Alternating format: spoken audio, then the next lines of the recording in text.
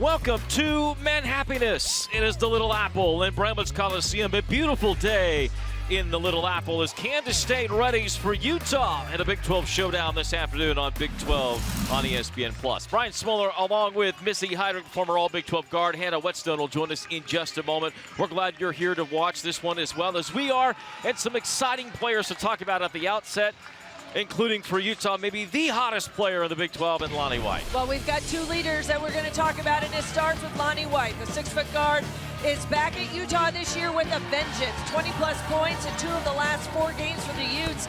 An efficient scorer who can beat you off the bounce and from deep. She plays fast and she plays smart. It's a tough combination to stop.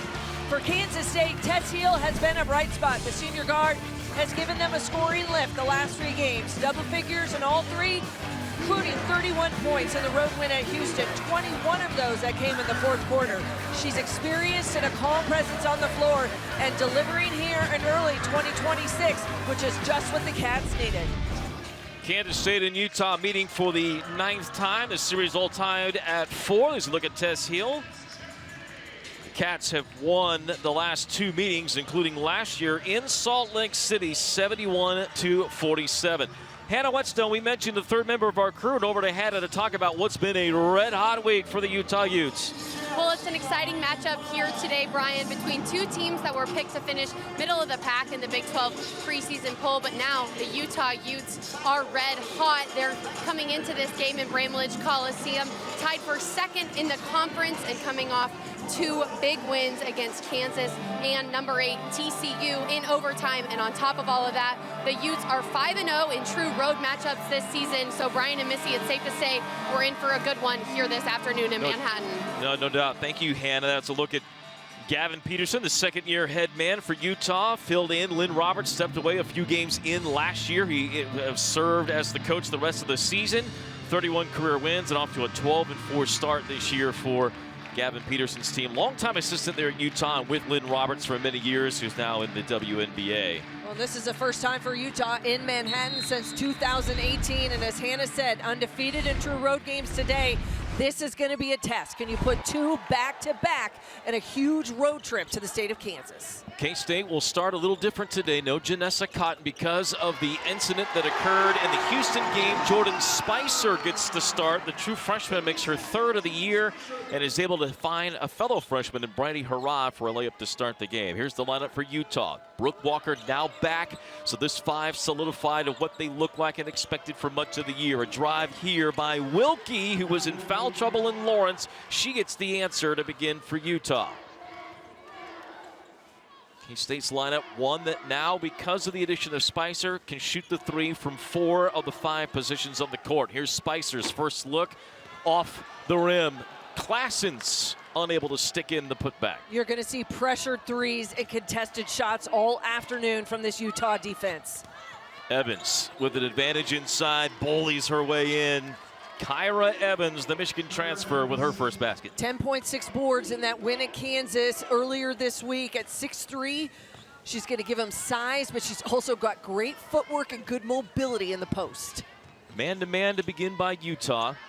Again, no Cotton today for K-State. Garcia working down to the baseline, pinned, passes to size. She'll shoot a long 3 and drill it.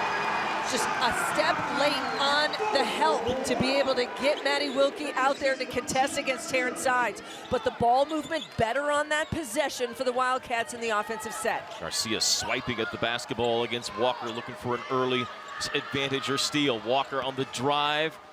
Pins her down low, turns and scores. The Andover, Kansas native with a good family contingent here behind the Utah bench gets her first basket. If you're going to pressure out front, then you've got to have rotation, and that's going to be critical this afternoon. If you want to get out on these guards out front, then you've got to make sure everybody else for Kansas State rotates. Sides trying to whip a ball on a turn to the court, threw it out of bounds. And that gives us a pause in a breath. Now let's get your keys to victory for these two teams. Well, for Utah, it's from the jump. They need a strong start. They got down early at Kansas. They know they got to be better at the tip today. Assignment sound and pressure on the rim. It's their spacing and their movement. It's going to force the defense to make mistakes. If you're Kansas State, you got to cover that space. They move and cut so well on offense. You got to communicate. Everyone's got to help and rotate. And then the board battle. This is going to be critical. They out-rebounded Houston in the win on Wednesday, but Kansas State needs max effort on the glass today, Brian. I think it's extra possessions, and you've got to keep the Utes off the offensive glass as well. Spacing is so incredible for Utah. You watch any of their games this year, they are one of the best in the country at how they move on the court as a unit on the offensive end. Three-pointer poured in by Ross. Reese Ross at 6'1", the junior. She's had 4 double-doubles in her career, but she has found a spark. She's averaging close to a double-double in Big 12 games right now. Only 4 games in. Everybody's kind of played a different Big 12 schedule to this point. But yes, a great start by Ross. Harrod in the paint, unable to hit the hook. Got her own offensive rebound. A reset for K-State. Sides from way downtown. No. And Utah the rebound. And you're going to have chances for quick shots on second possessions if you can generate offensive boards. Drive, foul, and 1. Ross already with 5 and headed to the free throw line. Back-to-back buckets by Reese Ross. Played in 31 games a year ago as a sophomore, and Gavin Peterson said he really felt like she started to come into her own. She's hit her stride. She's got a high motor. She's been earning those minutes, and she's understanding what her role is for this Utah squad. Full of emotion is Ross, the South Dakota native, and to the free throw line. 4 different players have already scored for Utah. Ross has 6.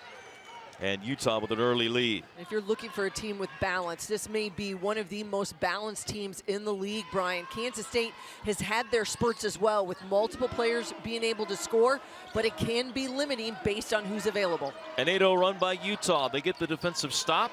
K-State has brought in Tess Heel, who's been their star the last few games, and Anaya Foy, who may be coming on as a true freshman. White a drive, stripped to the ball by Heel.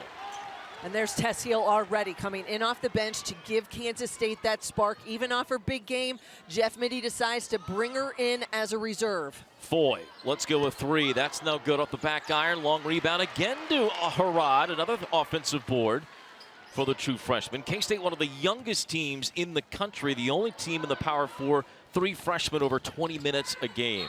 Heel shut off on the drive, and a turnover gives Utah the basketball. That's great rotation right there by this Utah defense. They've won 9 out of their last 10. Hannah mentioned the 2-game winning streak coming into today.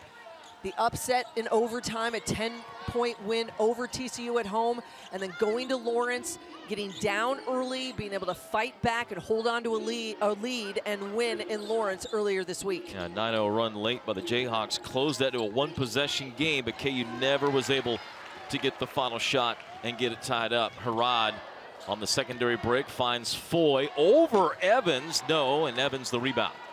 And that speed and pace that we know that this Utah team likes to play with, that's what Kansas State needs to be able to do as well, Brian. The success for K-State over the course of the last few games has been to get out and go. They've got to get out and move, whether that's off a miss, whether it's off a big, long rebound, however you can do it. Push pace, catch the defense back on their heels, look for some of those threes from the corner or even from the wings in that secondary break. Utes have started out hot. 5 of 5 to begin this game. 3 assists to their 5 made shots. Walker trying to break down Garcia, and a grab foul by Gina Garcia. Brooke Walker missed time earlier this season, had a knee injury, 2 points, 6 boards. She had 4 assists against Kansas over in Lawrence. She averaged just over 10 minutes a game last year as a freshman, but now stepping up, putting in big time minutes as a ball handler, but knowing that there's additional ball handlers that come off the bench for the Utes. White flushed her right at the last second on the shot, misses the jumper. Foy in transition. Sides calling for a dangerous pass, but it leaves her open. She'll miss the 3. Foy the offensive rebound and put back. Everyone for Utah blocked out, but yet no one went for the loose ball. That's where Anaya Foy gets herself an easy putback. But those are the types of hustle possessions K-State's going to have to win here this afternoon. Timeout on the floor as we hit the 5-minute mark of this first quarter. Utah with a fast start, but K-State making strides. More on that from Hannah when we return. Welcome back to Big 12 basketball here on ESPN. Well, the Wildcats remain optimistic after a season of up and down, starting the season 9-8, but they remain optimistic. The Wildcats have seen stretches of great stuff. You know, they had that statement win in early December over Ole Miss, but have struggled to remain consistent. Now, after West Virginia's loss last week, senior guard Tess Heel said, I think we've made strides, and there's still areas that we're working on as a team, but she says as a whole, she feels like they're making improvements. She said there's definitely growth, but we've got to be better. Well, consistency is the ever-elusive demon for Jeff Mitty's team right now. They have not been able to stay on track and put back-to-back wins together. They have alternated win-loss the last 8 games. And that's just ultimately looking not only at the competition, but trying to find that consistency in a multitude of ways. Whether there's been games where this team has been great defensively, but they've struggled to score, and then you flip the script on another one. And so that's what's the difference. How do you get this group to buy in? Youngsters have to learn, but in this league, it's a tough learning curve because of the competition you face. Well, as young players, K-State, yes, one of the youngest teams in the country in the Power 4. Their average age among the lowest in the nation, but they've played a lot of minutes to this point. A lot of minutes in the Big 12 as Evans gets inside and scores, has 4. Right now, hoping that they take that next step. Absolutely, and what you're doing right now is you're going to really be forced today to have to be sound defensively because of the masterclass that we are going to see all afternoon by Utah and what they do with their spacing, their movement, and their pace on the offensive end. Blocked shot by Ross on the 3 by Sides, who's trying to make a lot of stuff happen here early. Sides coming off her worst game of the year, only played 20 minutes at Houston. The Wildcats won that game down the stretch, largely with their young freshman class. Jomstead, who shoots a lot of threes as a freshman, couldn't hit it, and it's out of bounds to K-State. Gavin Peterson said he thinks the freshman might be one of the best three-point shooters he's ever had in his coaching career. As an assistant and in the time that he spent with Lynn Roberts at Utah, now taking over in that head role. And when you've got young players, you got to give them the confidence, you got to give them the reps and the opportunity to be able to get those threes. But Hempstead's one of those players, a top 50 recruit out of the class of 2025. And she's seen action in all 16 games so far this season. How about the conference, the Big 12, with 3 top 10 classes, and then Utah, also a top 25 class coming into this year. Some of the best freshmen in the country reside in this league. Spicer on the drive, speaking of a McDonald's All-American, is fouled on the drive. No, an offensive foul on the double dribble by K-State. So a turnover by the Wildcats, and that's been an issue. They have now 3 here in the early going, make it 4. A little token full court pressure. K-State's used this in a couple games in Big 12 play. They use it against West Virginia just to try to slow down pace. They use it a little bit against Houston just to be able to give them some different looks. Classens knocks away the ball from Wilkie, who gets it back. Wilkie with some family here watching today. Evans inside, posting up. Spicer knocks the ball away a few times, forces Evans out of there. Shot clock winding down. Wilkie just fires it up. It'll miss, and a shot clock violation forced by the K-State defense. Good effort defensively by Jordan Spicer. She gets the start today, her first start in Big 12 action for the freshman. But her job is going to be able to have to hold down that 4-5 spot with Classens, with Harad, all of those players. You're playing shorthanded. No Janessa Cotton available because of the suspension. With that said, maybe a bit out of position, but you're going to have to figure out a way to get the job done. Garcia trying to pass, finds Harad. Ball knocked away. Spicer trying to pull that Utah defense out away from the inside. Spicer got a little dinged up in that game against Houston, but came back. Long 3 here will miss, and the rebound to the Utes. And that's exactly what Utah's going to do. They are going to shut you down, not give you second chances. Top 15 in the nation in defensive rebounding. White on the find by Sneed, drills the 3. Her first basket, and all 5 starters have scored for the Utes. Heel the drive, left hand sneaks it in. That's what Tess Heel's been so good at all season. It's where she made a living in her years at Santa Clara and her time at Stanford. She's going to put it on the floor and force you to have to stop her one-on-one. Utah with a great first quarter here, offensively and defensively. A tie-up between Ross and Classens, and Ross, ever the emotional one, fires the basketball to the other end. She will come out, and Grace Foster in. How about another look at this last play? For Tess Heel, it's really about being able to beat the defense, to get the defender on her hip, get some space. But that's a big piece of this. K-State's got to spread the floor, Brian. You've got to allow your penetrators lanes to get to the rim. Harrod, not known for her offense, more for defense and rebounding. Classens, in and out on the 3. Long rebound tapped out to Utah. And this Wildcat offense extending Utah's defense. They are going to make them have to guard them 25, 30 feet. And when you've got shooters with range, that changes then how you're going to be able to attack them one-on-one. Wildcats have started just 4 of 15 from the floor, 1 of 8 from behind the arc.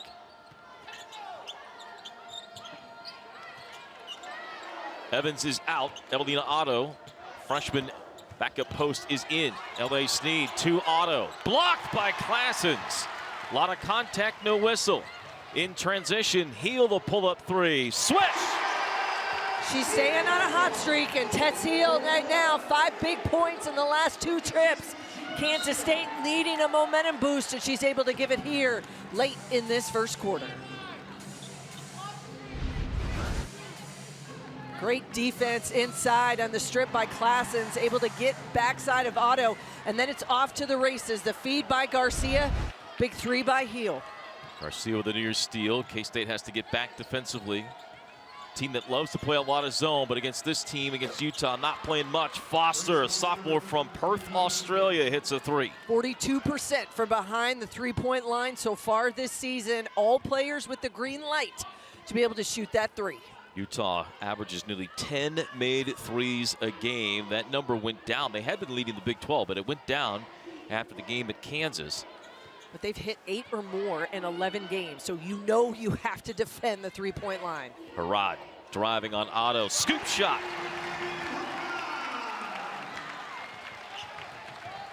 Utah gets the ball to begin the second quarter. 3-pointer by Jomstad, not there. Tipped back, Utah's Foster drills the mid-range. And the first quarter ends. Utah hits 9 out of 15 shots, including 3 threes to lead 22-14 in Manhattan. We mentioned Utah's start in this last week. Here's K-State's season recap. As Hannah said, 7th in the Big 12 preseason poll. Sides and Classens the top 2 scores, although Heel has been phenomenal, averaging 21.3 points per game the last 3 games. And the Wildcats have been up and down. They won at Houston. It was a costly win. There was an altercation in the 4th quarter of that game that saw Janessa Cotton and Amira Abdul-Rahim get ejected after some pushing and shoving. 3 other Houston players involved in that skirmish also ejected and did not play today. More on that when we go through Big 12 scores later. But Cotton has to sit the 1 game. So the Wildcats a little short-handed as we go to the second quarter. Utah begins with the basketball and gets a foul on Classens. And early on, Utah shooting lights out. 9 out of 15, 3 of 6 behind the arc. As you said earlier, versatile, maybe the deepest and most versatile team in the conference, or one of, certainly. Well, just balance, and so you're going to see them score in different ways. They obviously love to shoot the 3, but because of their spacing, they're going to give you a chance to be able to attack in different ways. Another block shot by the Wildcats inside, but it falls to Ross, who has 9 points. Yeah, a bit of a broken play. Walker went baseline, got it knocked out of her hand, but right to the hands of Reese Ross, her second 3 so far in this first half. Hot shot, or hot start from behind the arc for Utah, as you see, 4 out of 7. Spicer trying to find Classens. A good defensive stand there by Walker to deny the entry feed. Heel in the corner, shot clock at 5. Here's Garcia. Shot clock winding down. Classens rushes up the 3. It'll hit the iron but miss. The Wildcats just 2 of 10. We mentioned it early, is that every three, every jumper will be contested this afternoon. This Utah team out in the passing lanes, aggressive defensively. Drive and a fall to the ground and foul on Klassen, so that's 2 on K-State's second leading scorer, Natasha Klassens. And there's been multiple games this season where Klassens has gotten herself in foul trouble and had to spend time on the bench. I think Jeff Mittie now trying to decide, do you go ahead and roll the dice and leave her out there here midway as we start the second quarter? But it is a vast difference of when she is on the floor to when she's not, just simply because of what she brings in her experience and her versatility. Grace Foster only played 10 minutes and had 1 3 in the game against the Jayhawks. She's already got 7 off the bench today for Utah.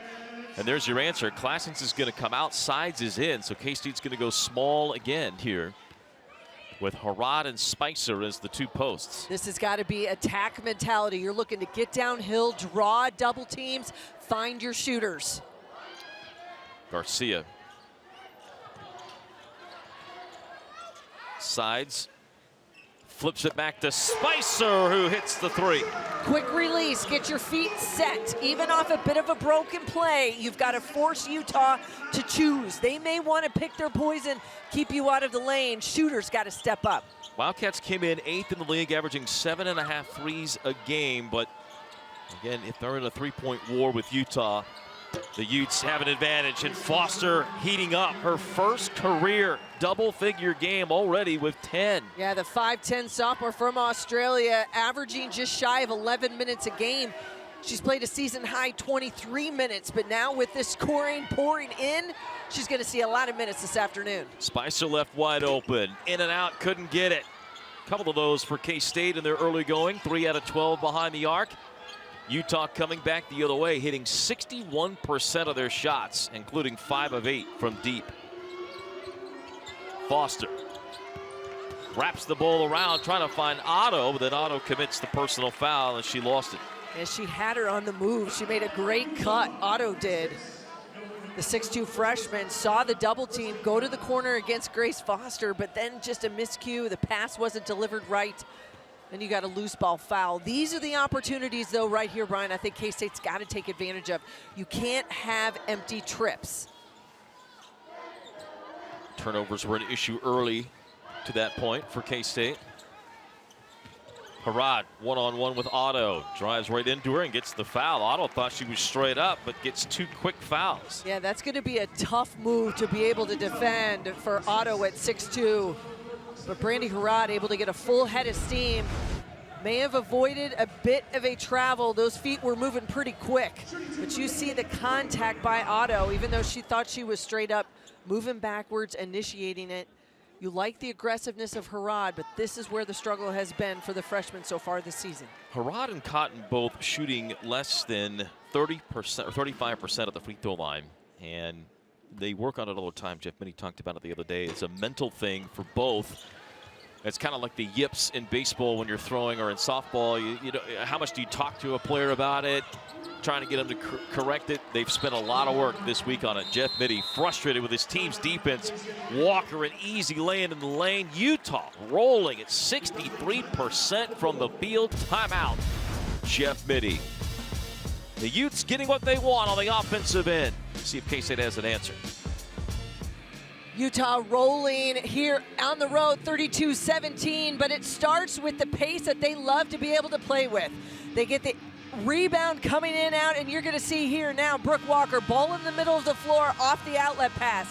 Kansas State's got 3 defenders here. One, they don't know where to make a decision. She's going to be able to have a wide open lane. The pace and the ability for this Utah team to get out and run, that's what they want to do. Jeff Mittie not at all happy with the defensive effort from his team that last possession.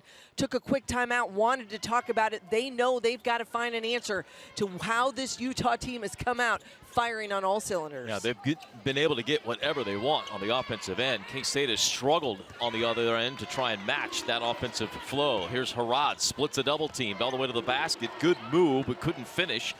K-State shooting just 33% from the floor and just 3 of 12 behind the arc. And that's allowed Utah to build this enormous lead. White up top to Walker, to Ross. Great cut, Ross. And she's got 11. That's the masterclass, ladies and gentlemen, of movement to be able to find open players. Spacing, even coming against the zone. Kansas State comes out of that timeout, looking in the 2-3. Sides trying to change it, could not get the friendly roll. K-State's had 3 of those threes that have missed, have been in and out. They still go down as misses. Evans, who's a great passer from the post. White lets it fly. And a back tap results in another possession. Another offensive rebound, and that comes from Evans, just being active, keeping the possession alive. Wilkie. And the three-pointer a little bit colder this possession. Wildcats trying to break down the court the other way, but a good recovery by Utah.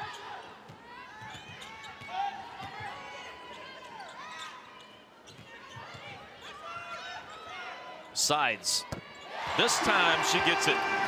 And that helps. That stops the scoring drought. Kansas State almost 3+ minutes without a bucket. Just their 4th made three-pointer. Utah, though, breaks them down the other way. Wilkie. May have shot it, just needed to shoot it instead of passing, but it works out as White saves it off the leg of Spicer. Yeah, I think she saw sort of the seas part as K-State was scrambling defensively. And with that said, you want to be able to get to the rim, but you don't want to pass up good threes. It's the one thing these Utah coaches tell their players every single chance they can get. Do not pass up open looks. They want to attack from the three-point line, and they know that their spacing and their movement will take care of the rest.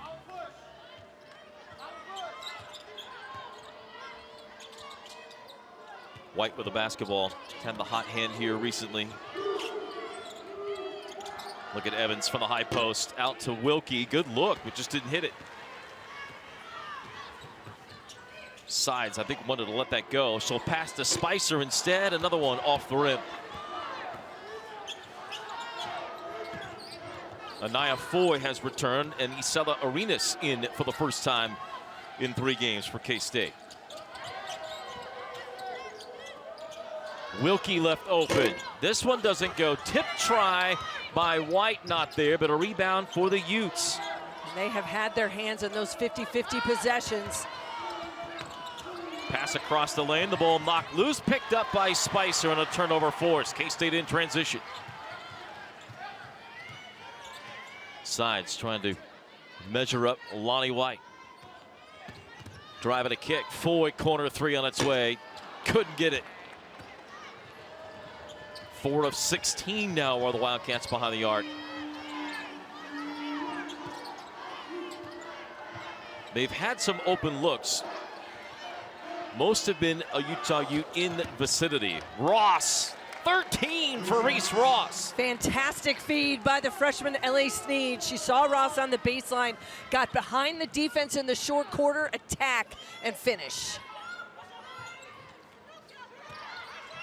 Sides off a screen, left wide open, could not hit it. And another rebound to Utah, and a foul on Spicer as White got it. All the possessions, Brian, for Kansas State have been threes the last 4 to 5 trips. It have been no attack to get downhill, to be able to give themselves an opportunity to get to the rim, maybe get fouled, look at a kick out, keep the possessions alive. You're kind of playing right into what Utah wants you to do. They're going to make you have to beat them from deep.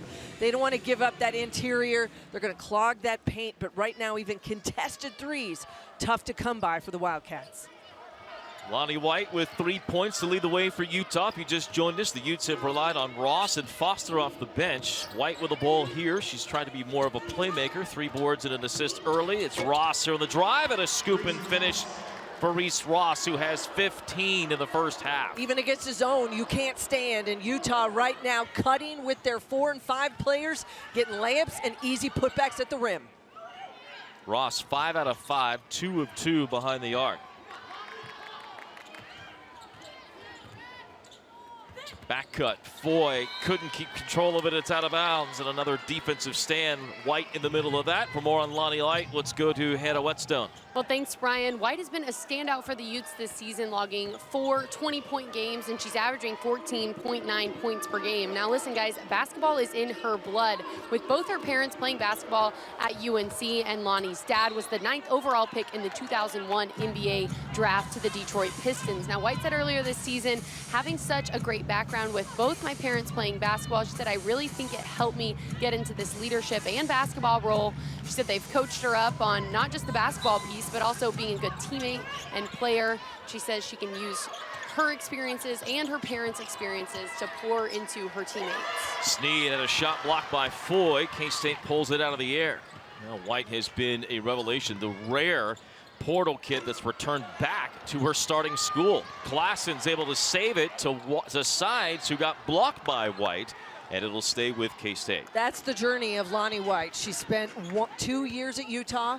She transferred a season at Virginia Tech, went to the other side of the country, and then Gavin Peterson, they had a conversation, and she came back, and she has found a place in which she is thriving. Klassens finally gets a 3 to fall. The Wildcats have hit 3 of 9, a little bit better in the second quarter, and 5 now for the game. A deflection by Spicer saves a press break for Utah. Yeah, she was there. They had Evan. She was open. Use a pump fake if you're Grace Foster, and you might be able to thread that needle. But regardless, now 21 on the shot clock, out of bounds underneath for the Utes. Arenas with a steal on the inbound. She'll go coast to coast and lay it in. Has not played the last 2 games for Jeff Mitty, but now getting some minutes here, needing to find some energy, a little bit of pickup off that bench.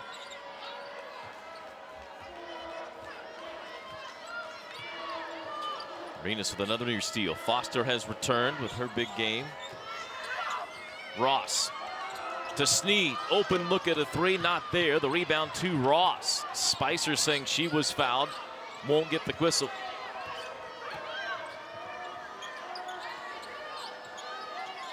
Let's see Utah, how they spread the floor out, looking for those passing lanes. K-State doubling down on Evans. And a foul is going to be called on Foy. Your zone offense is somewhat similar to what you want to do in a man-to-man basis. And I think right now, if you're Utah, they continue to spread. You cut hard. You look for those back doors. You get baseline. You get behind that back line of this 2-3. All of those things have been where they've had success so far.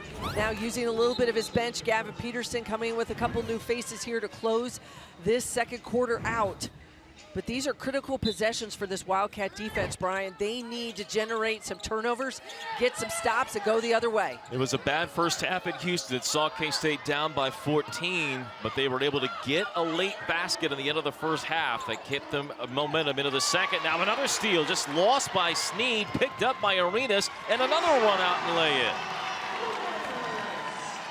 That's 8 turnovers now for Utah here in the first half. 7-0 run by K-State, and another ball off the foot. Sides went to the ground, may have jammed an elbow into the floor, and she is injured down on the court. Yeah, Terrence Sides grabbing her arm, loose play, down on the floor, going for a loose ball. It's like she jammed it into the court, yeah. Right away, she went down and felt it go. She's going to dive to the loose ball. And it was a bit of a collision that time with Maddie Wilkie from Utah. Both making a hustle play, going for that loose ball. I think she got her arm behind her, maybe jammed up, even a little bit hyperextended. But Terrence Sides in quite a bit of pain here with less than 1 minute to go in this first half. And already down a starter in Janessa Cotton are the Wildcats, and now you have Terrence Sides, the only returning starter and one of only 2 letter winners back for K-State. Well, and you mentioned it didn't have a great game at Houston, just 2 points, went 1 of 9 from the field, but coming into today, averaging close to 9 points in Big 12 play, over 13 a game overall this season. May be a situation in which it caught her a little bit off guard. Looks as though the trainers and the doctors are going to take a look at it. Hyperextension is the first thing that comes to mind. Yep. The way you go down like that. And the way the collision happened with the opponent coming in, both of them going for that loose ball. The good news is, as you said, they're not carrying the arm off, immobilized or any of that stuff. So perhaps a return still in play for Terrence Sides. K-State desperately needs her if they're to have a chance in this game. Klassen's drive and a kick finds Heel. Corner 3 on its way. A high moon shot in and out. How many of those have happened today for the Wildcats? Pressure in the backcourt as they try to turn Utah over here in the final 30 seconds of the second quarter. K-State will have the ball first to begin the third. Jelmstead drills a three. It felt like a scoring drought, and it had been over 2.5 minutes for Utah, but yet another three here in this first half, knocked down by the freshman. They've led by as many as 18. The Utes up 14, trying to hold serve in the final 10 seconds of the half. We'll hear from Gavin Peterson going in. Heel working her way in the paint, puts up a little floater, it curls in. 7 of the first half for Heel. That'll end the first half. K-State, for the second straight game in Big 12 play, gets a bucket to end the first half, but it's all Utah in this first 20 minutes as they dominate 41-29, hitting 55% of their shots, 6 of 15 from behind the arc. What a performance by the Utes. Let's go to Hannah Whetstone, who is with Gavin Peterson. Coach, really quick, thoughts on your team's first half offensive production? Yeah, I just think we came out with intensity and focus like we wanted to. We didn't start at KU the way we wanted to. We picked it up, but very proud of how we started today. But again, that's one half. As Kansas State showed, they're going to fight and they're going to make it hard for us. We've got to just do our good job with keeping spacing, keeping the fundamentals, making good passes, meeting passes, being strong with the ball. And then I like where we'll be at the end of 4 quarters. All right, thanks, Coach. Thank you. Gavin Peterson joining us at the half. Kansas State trailing Utah 41-29. The Utes taking care of business despite K-State's 5 threes. The Utes hit 6 and hit 55% overall. Halftime festivities coming up. Always a fan favorite, Frisbee Dogs here at halftime at Bramlage Coliseum, and it's Utah with a big lead over K-State 41-29. Utah 1 point as we bring you back courtside. Brian Smoller, Missy Heidrich, Hannah Whetstone will join us in a moment. Utah 1 point led by 18. It gets trimmed down to 12, but it's been the Utes with an upper hand here, especially on the offensive end. Well, it is a masterclass. We've said it a couple times of what this team is able to do from their spacing and their movement. They've got 12 assists off 16 makes in that first 20 minutes. Now, this Kansas State defense having to make some adjustments. They went zone there in the second quarter. You're going to have to make them get behind you, have to beat you deep from the 3 ball. That's what Utah's done. For Kansas State, the struggles for them have been more finding their consistency on the offensive end. They hit 4 of their last 5, but part of that has been the defensive effort by the Utes. They forced them to play 25, 30 feet away from the basket, and that's just not going to give you much. If you got to be in attack mode, that's what's going to have to happen in the second 20 minutes for both of these teams. High intensity attack mode from the get-go. Let's take a look at some of the numbers here. You see just how hot Utah has been to start this game. They hit 16 out of 29 shots, 55%. The 6 threes, most of that came early. They hit 3 in the first half and then 3 early to begin the second quarter, but haven't hit as many late. K-State got some late threes. They've had 3 or 4 go in and out, but already 19 attempts behind the arc. They just haven't hit those threes. We'll see if that changes moving forward. But the Utes have been able to get a big lift off the bench from Grace Foster, who has 10 points, and Reese Ross already with 15 to lead the way for the Utes. A busy day in the Big 12. It's also been a busy week to start conference play. Well, actually, really the last 2 weeks. And we bring back Heidrich's Hot List when we return to take a look at who's playing the best as of late in the Big 12.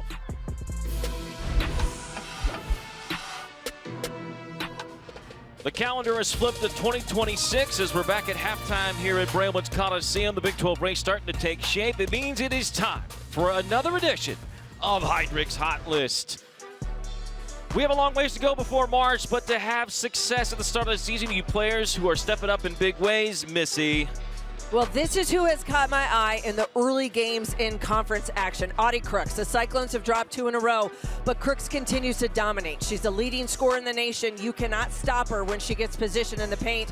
She's second in the country in field goal percentage as one of the most efficient players in the game.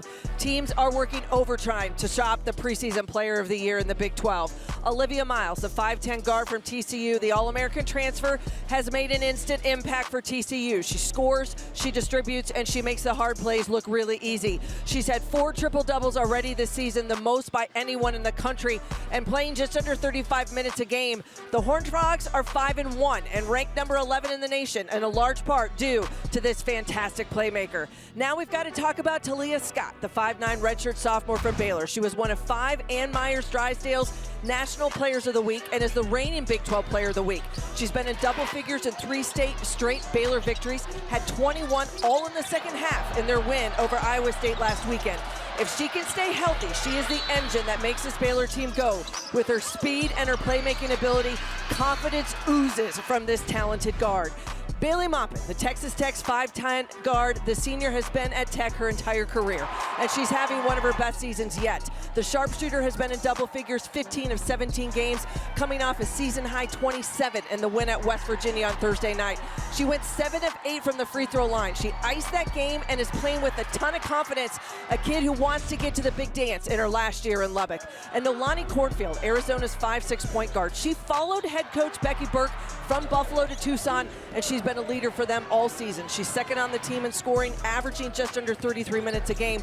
I think she's dynamic, a playmaker that is second in the Big 12 in steals, and she's averaging 7.5 assists as well. She makes this team go. She is their emotional leader. Now, one of the best players that not many in the Big 12 know about, I agree. All right, so you have some key reserves here. Versatility comes to mind with these. Well, with Maya Perry, the 5'11 senior from Cincinnati, she's a 3-level scorer with deep range and quickness off the bounce, and an unsung defender in my opinion as well. She ranks in the top 5 in scoring and leads that team in minutes played as well. And Marta Suarez, the 6'3 forward from TCU, averaging 18 a game. She's hit double figures in every game but one, thriving in the pick and roll system. I love her ability to impact a game in so many ways, and she's just one of 18 players in the country to have a triple-double so far this season. Love these Heidrich hot lists. Keep an eye out for them throughout the rest of the season. Stay tuned. More halftime, including highlights, coming up.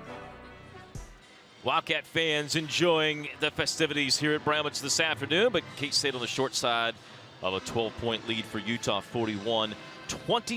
As we take a look at the highlights of this first half, not much here for K-State offensively. Well, it starts for Kansas State from deep. They go 5 of 19 from behind the three-point line. Taryn Sides knocks one down. Nastia Clausen's off the out-of-bounds underneath, gets loose. But the Wildcats finish that first half, close it out 4 of their last 5, 2 of those buckets on takeaways, runouts, and made layups by Azella Arenas. Those are the plays they're going to need to start the second half. But it was all Utah in that first 20 minutes.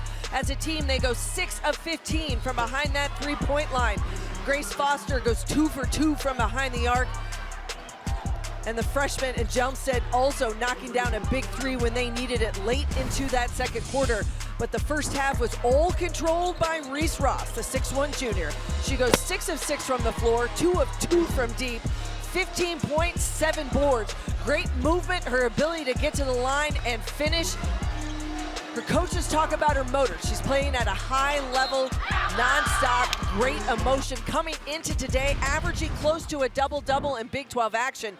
And you can see that fierce, fiery mentality she has brought it. And they needed that quick start, and they got it here in Manhattan today. The veteran leading the way for the Utes in this one. Jeff Mittie obviously probably not too happy with what has happened so far. For an update on what he thought of the first half, let's go to Hannah Whetstone.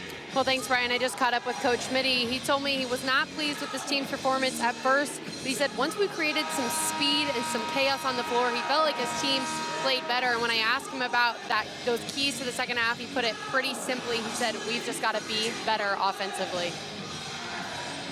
Wildcats, as we said, did have a few unfortunate in and outs on shots, but did not hit shots as much as they needed to early. No Taryn Sides to begin this third quarter for K-State. She is on the bench, so we will determine whether or not she's going to be available. But right out of the gate, Kansas State looking to execute against the man-to-man. They go to Clausen and now get a turnover. Garcia with the press. It was the second half, the third quarter, that turned K-State's fortunes down in Houston thanks to their defense and the press. Well, Jeff Mittie said speed and chaos. You got to run quick, you got to execute, and then you've got to be in a position to kind of create that chaos, make your opponent uncomfortable. That's where they have inserted this full court pressure over the last few weeks. And I think that's what's happened. Opponents become uncomfortable, they get out of sorts. K-State has forced 17 turnovers per game here the last few weeks, but they are near the top of the Big 12 in conference games only in forcing turnovers, pushing 30 against Cincinnati in a game here in Manhattan. And so much of that was because of the pressure. A lot of it is you got to make shots so that you can get your press set. Kansas State gets good execution out of the coming out of halftime, the bucket by Claessens, and then you get the press set, you cause the turnover.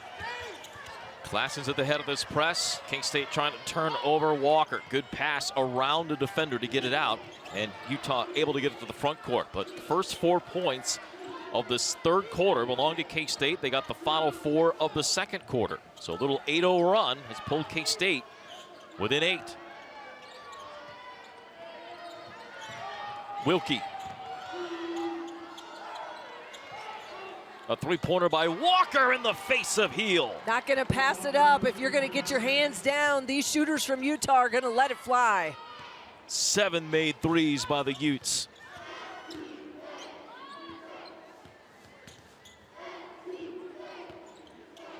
Right elbow jumper for Harad.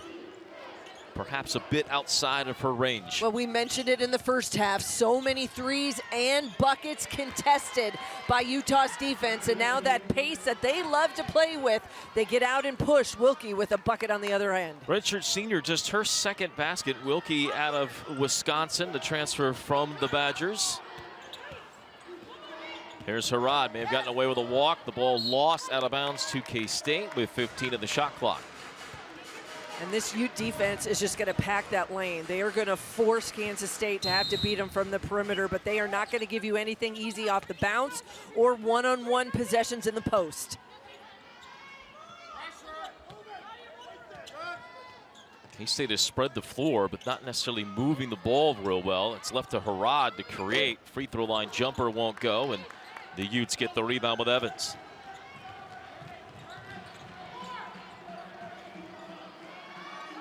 Gavin Peterson imploring his team to turn the tempo up.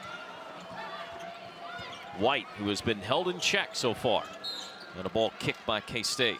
The other thing about what I think Lonnie White does, Brian, is she also facilitates. Gavin Peterson talking about players like Brooke Walker and L.A. Sneed, Maddie Wilkie, all of them being primary ball handlers, facilitating.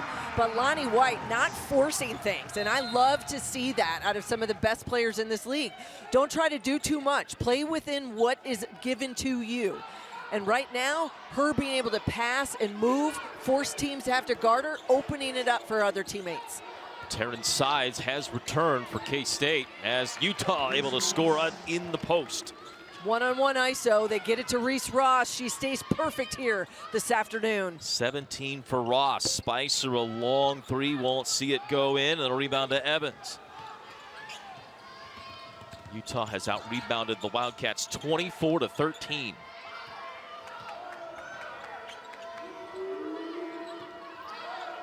Evans draws a crowd. It leaves Wilkie open. Couldn't get the three. And a foul on Sides, who had a hand on the back. Yeah, Reese Ross got that inside position. We mentioned it at the top of the show today, how important it is for this K-State team. You got to block out at all 5 positions. A bit of a size mismatch, but Terrence Sides needing to be able to get the inside position. Didn't have it. Possession now stays with Utah. 7-0 run here by the Utes. You see Sides wearing that elbow wrap on that left elbow, the one she injured back in the first half in a collision on the court. Ross forced to give up the ball. Not her shooting arm, though. That is one thing to keep an eye on. Spicer trying to get around Evans and forces the turnover. 11th by Utah. They had 5 of those in the second quarter, and now 2 here in this frame. They had the ISO. They wanted Kyra Evans down there on that low post. Just couldn't quite get that bounce pass to complete. Great read by Evans to get the ball back.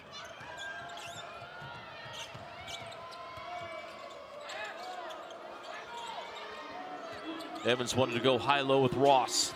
Instead, sees it cutting Wilkie. She's fouled and headed to the free throw line. Even when you think a possession is stalled for Utah, it is not, because they are going to make a read, they're going to make a cut. And for Kansas State, that is just demoralizing defensively, because you think you get a stop, you think you get Evans shut off, and then all of a sudden you turn your head and Wilkie is cut behind for an easy look. Now she's headed to the free throw line. It's 3 fouls on Jordan Spicer, who had to start today for K-State with no Janessa Cotton out because of the suspension from the altercation at Houston. But now K-State's starting post, and Spicer with 3 fouls. And it looks as though Jeff Mitty's going to go to the bench. Anaya Foy headed into the ball game. And that will be for Jordan Spicer with those 3 fouls, trying to play a bit undersized in the post at that 4-5 spot. And when you don't have a ton of depth, other teams are going to take advantage of it. This is where, if you're Kansas State, you've got to pick the tempo up yourself. They've got to generate more with makes and stops with their pressure. Heel and White mixed up in the lane. Heel sells the contact. Lonnie White with her first. Look at Tess Heel. 31 against Houston. 21 of it came in the 4th quarter. A new school record for K-State. And was lights out at the free throw line, knocking down technical foul shots, 11 as of well 12, as other yeah. free throws. She was fantastic at the charity stripe. Sides unable to get one to go down in an arena that wasn't necessarily packed, but was extremely emotional after that fight. Hess, or Heel, stepped to the line and just buried all the free throws calmly with no one around her. Everybody had to be on the other side of the court. There's a lot of, I mean, you want to talk about chaos. Yeah. That in that situation absolutely is. And it takes a lot, no matter if you are an experienced player or not, to be able to step up and do what she did, knock down those free throws, really turn the tide for Kansas State on the road against Houston. They lost 3 of 4 starters that were ejected. A 4th was ejected as well. So they just played shorthanded and have to play shorthanded again today. Walker, pull-up jumper with a shot clock winding down. So impressed by the 5'9" sophomore, making a return trip to her home state of Kansas, and she has come up big here this afternoon on the road. 9 points for Walker, who did not score in the meeting with K-State last year. Garcia in the lane, gets one to go in and out, but not down. Walker through a double team. Shovels off to Evans. She's immediately grabbed and fouled. Yeah, I think she may have taken an hand to the face. Yep. May have gotten poked in the eye. But what a great job by Brooke Walker. Breaks the pressure, doesn't pick her dribble up. When the double team came, fed Evans, couldn't quite handle it. And the possession's going to stay here with Utah, now 23 on that shot clock. Walker didn't play great in the scoring column over in Lawrence, but did have 6 boards, 5 assists, and it was Sneed who picked up the scoring a little bit with 3 threes. It's been the role reversal today.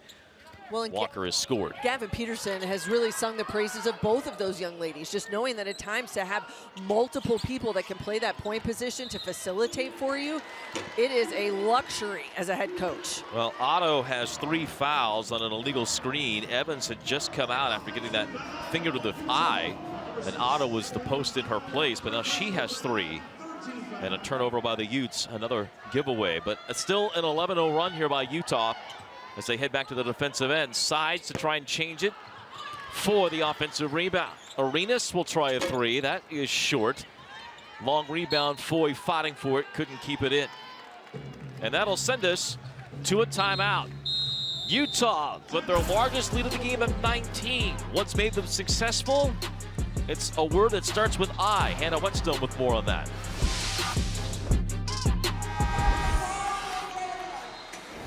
Welcome back to Big 12 Hoops here on ESPN. When asked about what allows his team and this program to be successful, Utah head coach Gavin Peterson put it simply. He said it's intentionality in everything that we do. He said it's being intentional with our time and how we spend it. And he said that's the key to keeping this team locked in and focused at all times. And then he said on top of that, it's his coaching staff demanding that this team plays and competes as hard as they possibly can. Well, last year, the NCAA tournament in the first round, hopeful for another deep run, and not much was known about Utah and how they were going to handle the loss of Gianna Neepkins, one of the best players of the Big 12, to the portal. But Well, and that was a very senior-heavy team a year ago at Utah, and so this is a different look. But for Gavin Peterson to be, again, intentional about the players that they not only brought in, about the top 25 recruiting class that they've been able to have to come in here, some of these younger players who are developing, I think it all goes back to something you also shared with us yesterday, a willingness to improve, and that every time these kids have come to practice, they've gotten better. And so that is a big step. That's how you can put yourself in a position for postseason once you hit the grind of conference play. Not one starter back from last year's team. Ross unable to get that one off in time. 4 letter winners back, 6 newcomers, and they've been the story here. One of the big stories of the Big 12 early, along with Texas Tech, after that statement win at home against TCU. Well, and I think it's sustainability, and you're finding kids that are buying in. They understand their roles. They understand the system. They're willing to play with it, that they don't try to play outside of themselves. I think all of those things are a big piece, and I think one of the things I love about Gavin Peterson, if you don't want to rebound, you're not going to get on the floor. That is simply the message. They live and die by it. They do it every day, and they own the glass in the majority of their games. Spicer. Spinning in the paint, nice up and under move, fooled Ross. One piece of Jordan Spicer, it's been snippets throughout the course of the season. She did it against Ole Miss, a top 15 team, but if you are going to be successful in this league, she can't just be a shooter. She's got to be a versatile scorer. Breaking the press, Foster got an open look, couldn't hit the 3. Rebound though to Wilkie, could not will it up and in. K-State in transition. Arenas trying to create, and a foul called as she drives baseline. And that's something they're asking Arenas to do more of. Not just shoot the 3, but a former 4-star recruit to use her speed off the dribble to get towards the basket. And it's one of the few times we've seen, especially in the second half, where K-State's been aggressive off the bounce. You've got to put the ball on the floor. You cannot just settle for deep threes. Spicer spins away and then turns it over. Only the 7th turnover of the game by K-State. In transition, 3-pointer by Jumstad, poured in. She had a season-high 22 when they played at Colorado State. She's been in every game this season. She's had 1 start, and you can see it. One of the best shooters, Gavin Peterson, has said she's got the green light on the floor.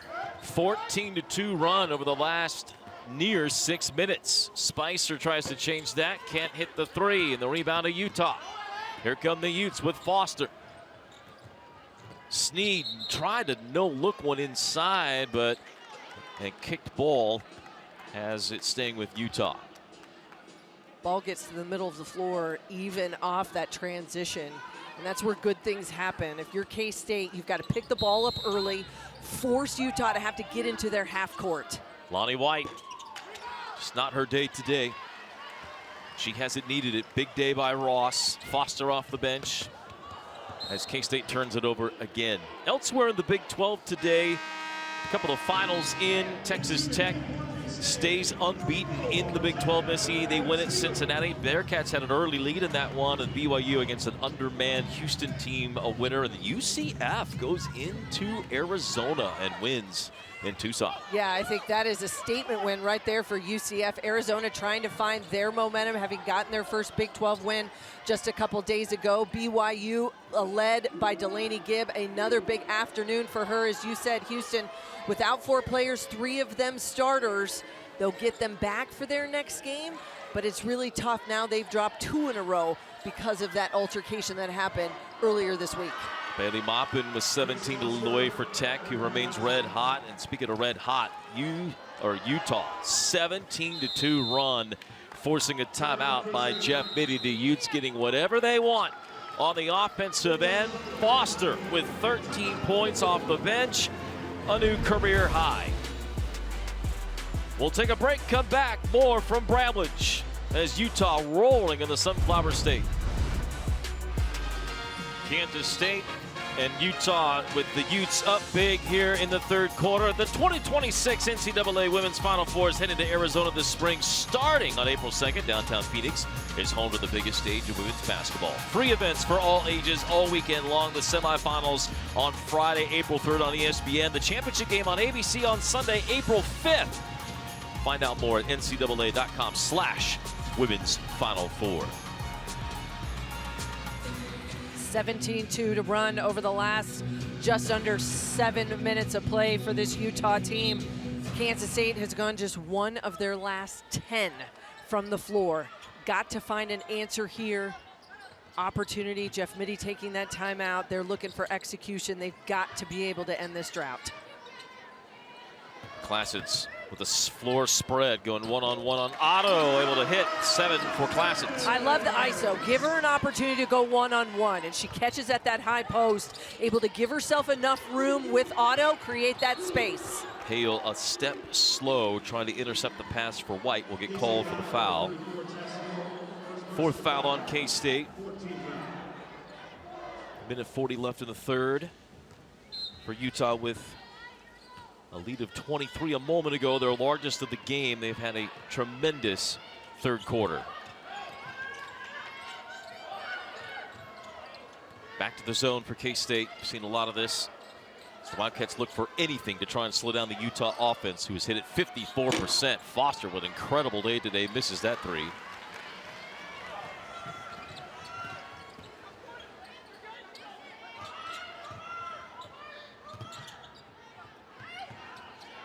Mid-range for Classens. Back-to-back buckets for Nastia Classens, and she, as we've said, when she is on the floor, this Kansas State team so much better. Has struggled with foul trouble in multiple games this season.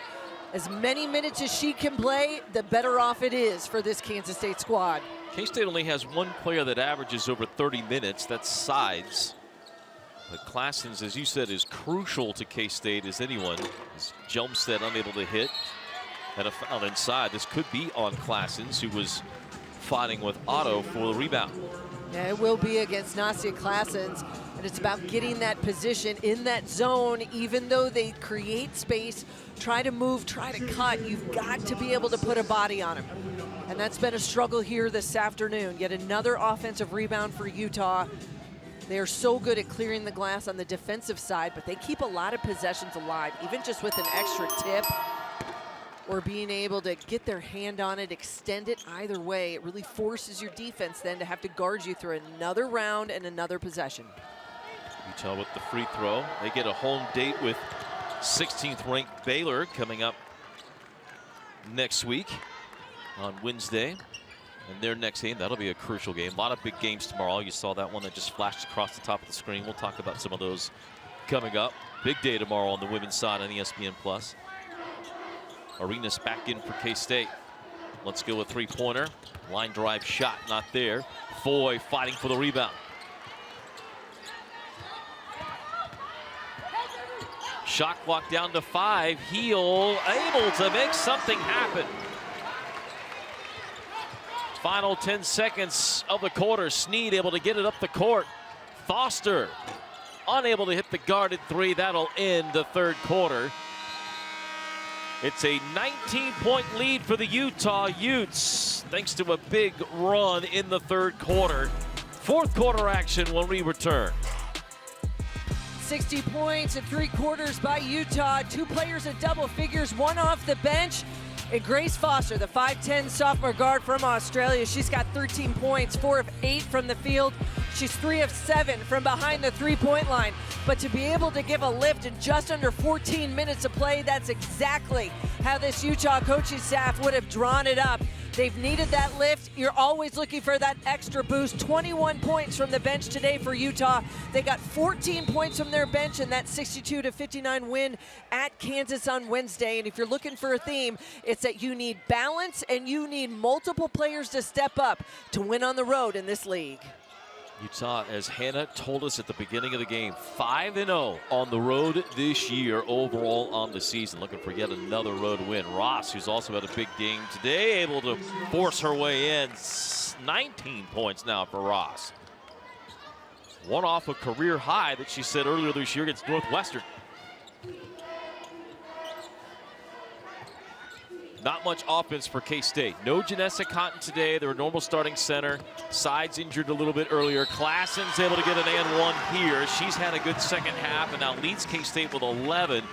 But it's almost too little too late for K-State. But an opportunity to create some of those isolations and give Nastia Klassen a chance to be able to move. She sets that high screen, tearing sides, puts a defender on her hip, uses the screen wisely, and then as you roll, you make yourself available. And that's the beauty of a player like Nastia Klassen. She's going to score in multiple ways. She can shoot it from three. She loves that pull-up, but off the move and off the dribble. Foy with a near steal and does force the turnover with her defense in the backcourt, knocking it off of Ross. Ross wanted Coach Peterson to review that, saying it went off of K-State, but up near 20. Not sure that'll be used by the Utes at the moment. Klassens decides, nearly turned it over. Sides backing down her defender. Shot clock at 10. Heel forced to create, right hand layup. Tess Heel, it's been a bit of a quiet afternoon, but her opportunities to get downhill and finish, that's what she's been able to do the last couple games, doing it here again today at home in Bramlage. Back cut inside, the ball trickles off of Ross, but Foy was the last to touch it. Foy has had some active hands defensively. She has just 2 points with 5 boards and a number of deflections. I love the statement by Jeff Mitty about the freshman a couple weeks ago, as they said, we're unlocking the athleticism, that the lights are coming on as it relates to what she can do on the defensive end. And that's just making the adjustment to the Division I level. The speed, the physicality, understanding position. When you haven't maybe really been taught it at the high school or the AAU level, it's a whole new ballgame. You can figure out a way to score and you can get to the rim and do a lot of flashy things, but defense is where games are won. Heel trying to make something happen again in the fourth quarter, and she does with a left-hand layup. 13 now for Heel.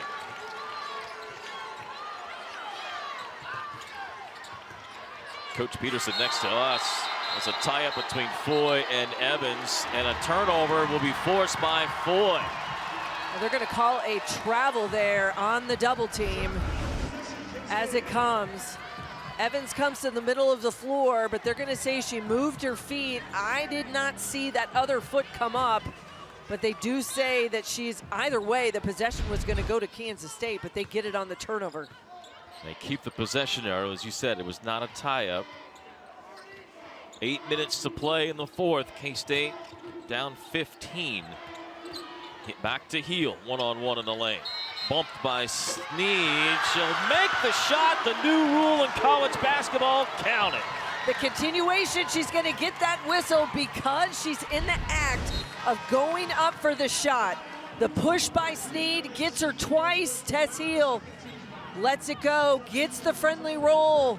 The confines of Bramlage Coliseum, and now she's got a chance for that old-fashioned three-point play. Tess Heel turned it on in the second half, turned it on big time in the fourth quarter at Houston just 3 nights ago. Can she do it again here in Bramlage? It's 15 points in 4 straight conference games, and she makes the free throws. She's made 12 straight free throws as well, and is second in the league in that department. And the crowd's starting to get into it a little bit as the Wildcats have trimmed it to 12. Walker back in there, trying to pass to a teammate. It caught the foot of Klassens. Yeah, just a step late. I think if Madison Walker gives that up, maybe just about, Brooke Walker, she gives that up maybe just about a step earlier, 1 to 2 dribbles earlier, that's going to be a layup. Zoned by the Wildcats.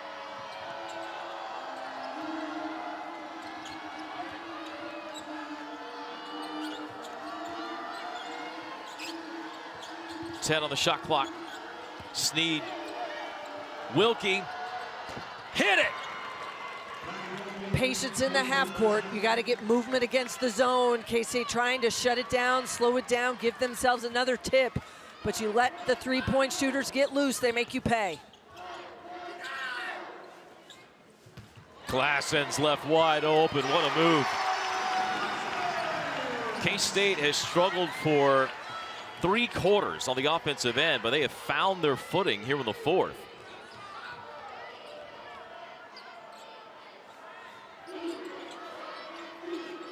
K-State now 5 out of 5 from the field in the fourth quarter. Wilkie couldn't hit a second. And the rebound saved by Ross, but the Classens from the floor, she'll throw it ahead to Arenas. Isela full head of steam and an offensive foul. Sneed had the position.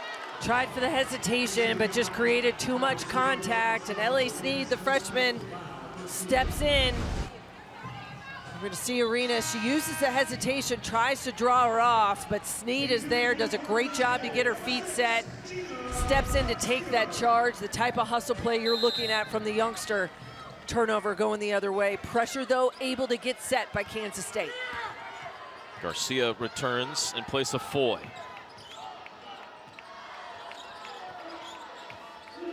Largest lead for Utah was 23. It's now 13. Ross looking for a new career high. She got it. What a move by Reese Ross. One-on-one, 2 hard dribbles, and able to spin and finish.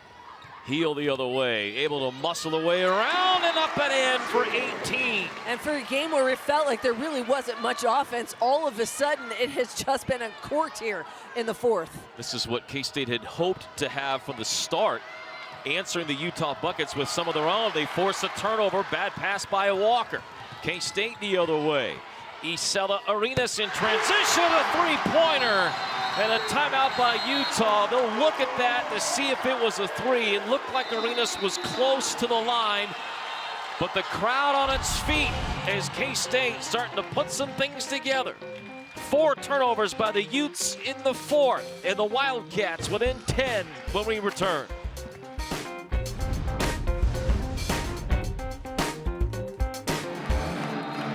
Welcome back to Big 12 basketball here on ESPN. Well, it's not uncommon to see former players back for a K-State women's basketball game, and today 8 players who played here at Kansas State from 1986 to 1990 are in attendance for a special reason. They are here to show support for their teammate Stephanie Lane, who is in a serious battle with cancer. Stephanie was a 4-year letter winner here at Kansas State as a 6'4" center, originally from Wentzville, Minnesota. Now the former Wildcats are back to show support. They include their coaches Eddie Vaughn and Margaret Thomas, and players Sue Lighting, Thesa Fitzpatrick, Amanda Earl, Leanne Kubelbeck, Amy Davidson, and Rita Tenorelli Matucci, and they're all here today to support their former teammate, and we're sending our best to Stephanie. Yeah, thank you for that, Hannah. Pretty awesome story. Kind of an awesome comeback here by K-State as they've trimmed a 23-point deficit to 10 and now can get to single digits for the first time since the first quarter. Yeah, 16-7 start here in the fourth. They have found a groove offensively. Nastia Claassen 10 points now in the second half. Tess Heel also coming alive. Arenas has hit a 3 in this fourth quarter. Step around inside. She'll force it up and in. The sophomore with 9 today. And let's remember, every make now by Kansas State allows them to get this full court pressure set. It has been an issue for the Utes here in the fourth. 17 turnovers for Utah. They've had an issue with that all year. That's right on their average. They've hit 20 turnovers or more in 5 games this year. And late game collapses have also been a story for Utah in a couple of Big 12 games, including in the game in Lawrence, where they nearly blew a double-digit lead in the fourth. Walker with the shot clock winding down, misses it. It'll be a shot clock violation. Another turnover by Utah. The crowd at full throat. The full court pressure really forces a team then to get sped up. Is that you got to beat the pressure, then you're a bit out of sorts. Jeff Mitty mentioned it at halftime. You've got to create some chaos over the last 3 to 4 minutes. That chaos that they've been able to do with the pressure and with being able to answer it with makes. That's the difference. 8 of 8 for the Wildcats on the offensive end. A lot of it inside. Just 1-3. Here's Heel working on the left side. Left hand, she'll finish. 20 for Tess Heel. She's had back-to-back big games and back-to-back big fourth quarters for Tess Heel. 11 in this fourth quarter. 32 the last 2 fourth quarters combined. 6-point game, 3:40 to play. Crowd roaring in Bramlage. Ross, who's had the big game for Utah, driving in on Klassens, unable to hit. Players fall, no whistle. Heel thought about a quick three, but holsters it. Garcia sees a lane to the basket. No whistle on the other end, and Kansas State able to take advantage. And Reese Ross, she is limping on that other side. Gavin Peterson's going to have to get her out of the game. I think he wants another timeout. He gets it right in front of the bench. A 4-point game, 3:07 to go. Chaos reigning in the fourth quarter here in Bramlage. Let's look at Tess Heel, who continues the heroics. K-State's just gone to the same thing they did at Houston. Missy just ISO, spread the floor, let Heel work. Well, you've got to be able to get her an opportunity to get downhill and go one-on-one. 20 points, she's 9 of 10 from the floor here this afternoon, but just able to spin, create space. And what they've done a much better job of here in the fourth, Brian, and not only for Heel, we've seen it for Klassens, is you've got to force Utah to have to choose. They do not want to give up the three. They have defended the three-point line very well here this afternoon in Bramlage, but you cannot give them that space. With that said, it's going to allow Tess Heel and others to penetrate and finish without a double or a triple team. If you bring it, you better bring it quick and get back out to help and recover. Incredible stuff for Heel again. 9 of 10, showing the three-level score that she is. Hitting threes. She's hit a three today. She has driven to the basket. She loves that left hand. We've seen her go over to the right hand as well, over her left shoulder. Transfer from Stanford has been a revelation here early in Big 12 play for K-State. Trap at midcourt for Sneed. She gets rid of it quickly. The 5-star freshman running the point now for Utah. They look for something offensively to stop this run. An 11-0 burst, and they'll get it with an and one from Wilkie. The fifth-year senior, that's what you need. Veterans to be able to step up and make plays. And Maddie Wilkie on a ball reversal, able to get a full head of steam, and Taryn Sides out of position. She had her on that back hip. Now she's got a chance at that three-point play. What a finish through traffic and contact. And Maddie Wilkie extends this back to a 6-point lead. At the free throw line, Wilkie 2 of 2 today, calmly drills that free throw. She's perfect on the season. And it's back to a 7-point lead for Utah. Heel forced to give up the basketball. Garcia in the lane, back to Heel, top of the circle, couldn't get the three. Rebound battled underneath, 2 players to the ground, and a tie-up, the arrow to K-State. We've seen a host of loose balls where bodies have been flying all afternoon. This one now off the miss from Heel. High archer, top of the key. You're gonna get a long rebound. It looked as though Evans had it. She and Lonnie White both with a hand in there, but couldn't corral it now. Possession stays with Kansas State. They've got 20 on the reset on the out of bounds underneath. Oh, I agree with you. I think easily could have been a foul called instead of the tie-up. There was a lot of contact and bodies flying everywhere. K-State get the benefit. They'll get the ball. Looking to trim this gap. Not much time remaining. 2:35 to go. They've trimmed a 23-point lead down to as few as 4. Sides, hard take to the basket. High layup, missed it. And the rebound to Utah. Sides trying to get the steal on Sneed. The Utes able to get it out of there. Wilkie calmed him down with a 3-point play the last time down. The Utes did enough in Lawrence to stave off a late comeback for the Jayhawks. Can they do it again? Foster, the big game continues. It does! What a shot right there by the sophomore. Stepped up. Kansas State win for the steal. Doesn't get it. You overcommit, and she makes you pay with the three. 16 points in today's game, a third of what she scored all year. Three-pointer by Klassens doesn't go. Is that the last gasp for K-State? Utah up by 10. White needs some help to Foster. Underneath, Evans was wide open, but wisely pulls it out. Yeah, great decision right there by Evans. Could have gone one-on-one, but instead now you've got to take time off this clock. And Utah back in control here, closing in on 1 minute to go. Sneed drives, nearly turned it over. White, a guarded three, couldn't get it to go. Loose ball, Evans to get it for Utah.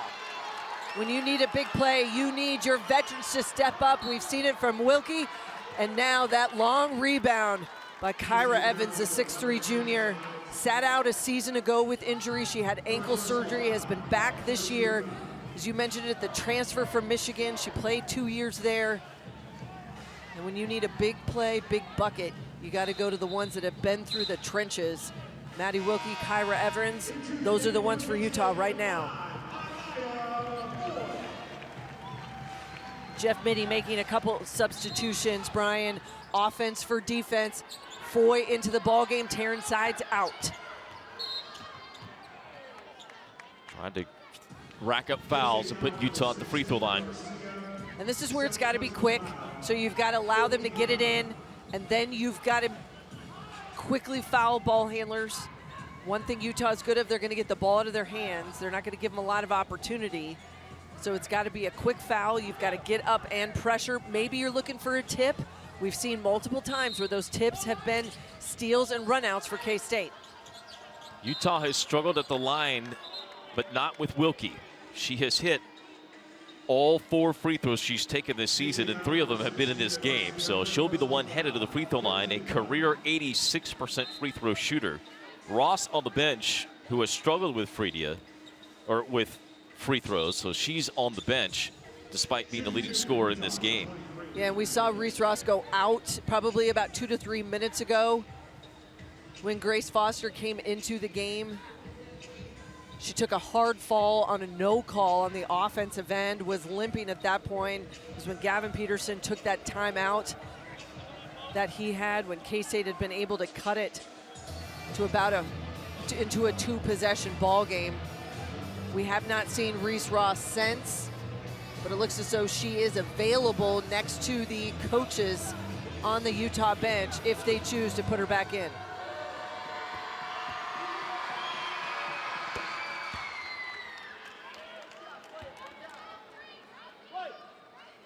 Free throw good by Wilkie.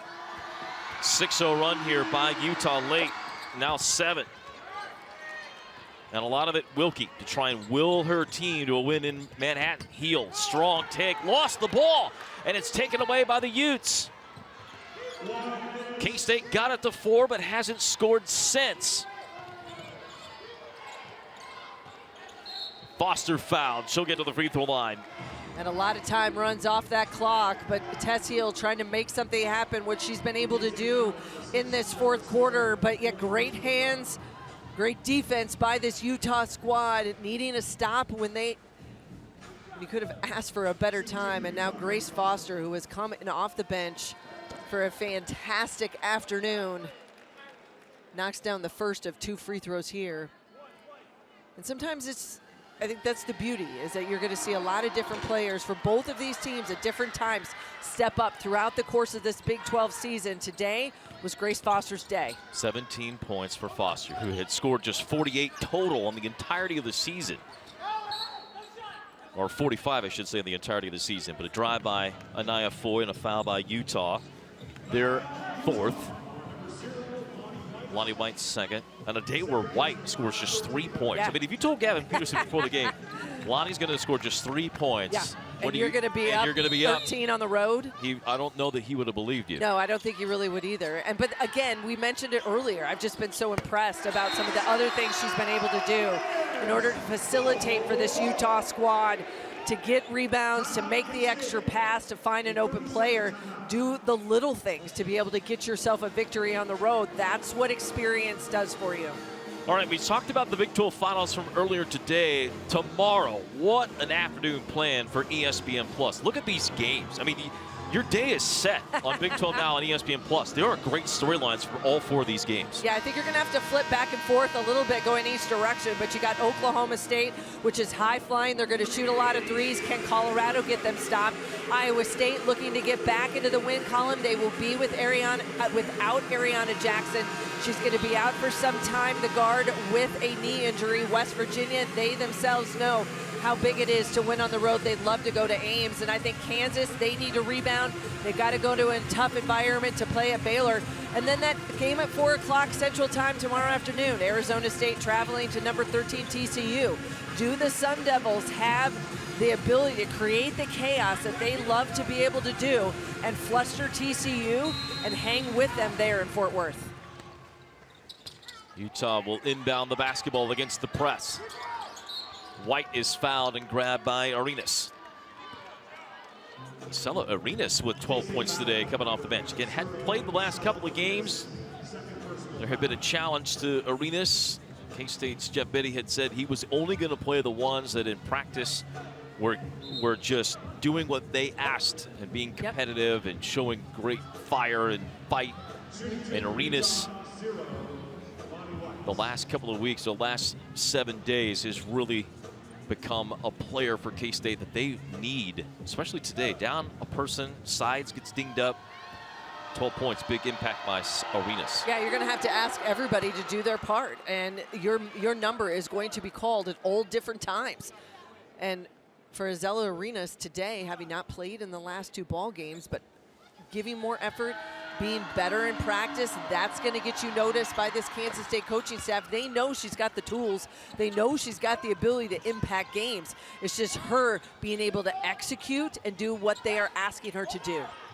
Heel, strong drive to the basket, and one by Tess Heel, 22. And another huge fourth quarter for Tess Heel, who had 9 points before the fourth quarter, and now is going to end up over 20 again. Yeah, the numbers just keep racking up for the senior, but one-on-one and finishing through contact, something she's done throughout her entire career. Doesn't settle, doesn't rely on that three-point shot. When she gets opportunities, she'll take them. But it is the dribble penetration where she has made a living here all day, not only in the win on the road at Houston, but she's done it here today at home as well. Couldn't make the free throw. Timeout by Utah on the rebound to advance the basketball. Utah, as we mentioned, will host Baylor coming up next Wednesday. K-State will get the week off. And then they go on the road to the hottest team in the Big 12. That is Texas Tech, who will be away to the Wildcats, and they won't be 17th in the poll coming up on Monday. They will be higher than that when K-State visits Lubbock next Saturday. Yeah, I think it'll be really interesting to see where they land when that AP poll comes out on Monday. More than likely within the top 15, I would have no doubt. Give credit Krista Gerlach and the group that she has put together. And we talked about Bailey Maupin at halftime, just so impressed with what she has done. And one of the few players that you see who has spent her entire career at Texas Tech, wants nothing more than to get her team back to the NCAA tournament. But they are not only putting themselves in position for postseason, but they are putting a lot of people on notice. They are competing right now at the upper echelon of this league. I think they always felt like they had the pieces of the puzzle. It was just a matter of putting them all together. There was a lot of talk down to the wire. Lita Chavez, who was between Texas Tech and Oklahoma in the recruiting battle, and the prized recruit goes to Oklahoma. They get another top 5. Tough loss for them this last weekend to Ole Miss, but Chavez, they lose out on the Chavez sweepstakes. You kind of, at the time, are like, Texas Tech, I mean, they just have not been able to take that next step, and then here they are. Yep. Danae Fritz, Jalen Bristow, you mentioned Maupin, and the Snutta Collins has been a revelation for them, and they have been dominant this year in the Big 12. It's all come together for the Texas Tech alum, Krista Gerlich. By the way, Utah now up over 80 points. They are 11-0 under Gavin Peterson when they hit 80 points or more. Well, they will get the win here on the road today. They will have won 10 of their last 11. They'll be on a 3-game winning streak as they get back on the airplane and leave the state of Kansas. They've been here for when you talk to the people on their staff, it feels like they've been here maybe for a couple weeks. They've only been in Kansas for a few days, but they win in Lawrence on Wednesday night. They come to Manhattan. They're going to get out of this trip 2-0. The numbers speak for themselves. The lift that they've gotten on from their bench today, they needed it against KU as well. And when you need players to step up and make plays, they have had it here late in the fourth. Turnover by Utah will give the ball back to K-State, but with 15 seconds left, it may be academic. Utah will get their first win in 3 tries against K-State and nudge above in the overall series. Why not add another for Tess Heel? 25 for Heel, and what has just been a crazy run the last 2 games of the fourth quarter. K-State may start running all the offense through her for 4 quarters. The way it's gone the last 2 fourth frames, but it won't be enough to slow down Utah. Hot from the get-go. Utes win it 80-73 in the Little Apple. They torched the nets early and knocked down open looks. They got threes. They gave themselves a lead.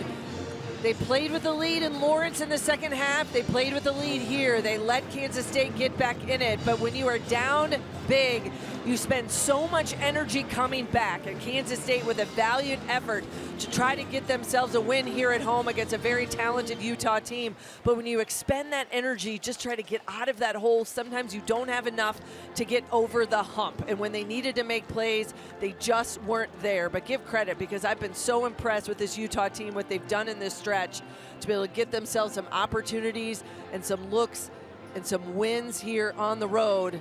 And that type of thing is exactly what they wanted to be able to do. Reese Ross led the way, career high 21 for Ross, who did get a little dinged up at the end of the game, but looks to be none the worse for the wear. But the big story as well, off the bench, a new career high for the Aussie, Grace Foster. She is with Hannah Whetstone. All right, thanks, Brian. Grace, some perseverance from your team there late in the game. What allowed your team to close this one out? Yeah, I think just finishing strong. As we're having trouble finishing out games. We're tending to shy away rather than keep it going and finishing strong. So I feel like that was a good test for us, and we're definitely going to learn from that one. You're now 6-0 in true road games. You know, what is it like to play with this team on the road and be successful? It's so much fun. You know, we had the mindset of we're down by 10 on the road, so coming out and having to hit the first punch every 5 minutes, we have that mentality, and it seems to be working, so keep doing that, I guess. All right, well, enjoy the win. Congratulations. Thank you so much. Appreciate it. Grace Foster, again, the native of Perth, Australia, with 17 off the bench today for Utah. And she said it right. Punch is the right word, Missy, because Utah punched K-State in the mouth right from the get-go and never let up. Yeah, it was a mindset and that mentality to be tough, the intensity, the focus, all of those things that Gavin Peterson preaches with his team. They came to fruition, and you saw them in full force here this afternoon on the road. It is not an easy place to play. It's not an easy thing to do. We say it all the time. If you're going to be successful in this league, you got to hold home court and you got to steal a couple on the road. Well, Utah goes 2-0 in this week on the road in this trip, and the numbers speak for themselves. They share the ball, they play great defense, and when push came to shove, they stepped to the line, knocked down free throws. They own the glass, which they have been able to do throughout the course of this season. And when you can survive the turnovers, that's really the X factor. And they were able to do that here, put 80 on the board. And those numbers get them another win, and a big one for this Utah squad. As you said, they've won 10 of the last 11. They're now 4-1 of the Big 12, hunting down right behind Texas Tech. That's the next opponent for K-State. It's our next broadcast as well. The Wildcats getting ready for a week off as they'll try to lick their wounds and get back at it. Again, this reminder that all games airing on the ESPN networks are streaming live and archived on the ESPN app. Manhattan, Kansas, so long from here. K-State falls 80-73. This has been a presentation of ESPN.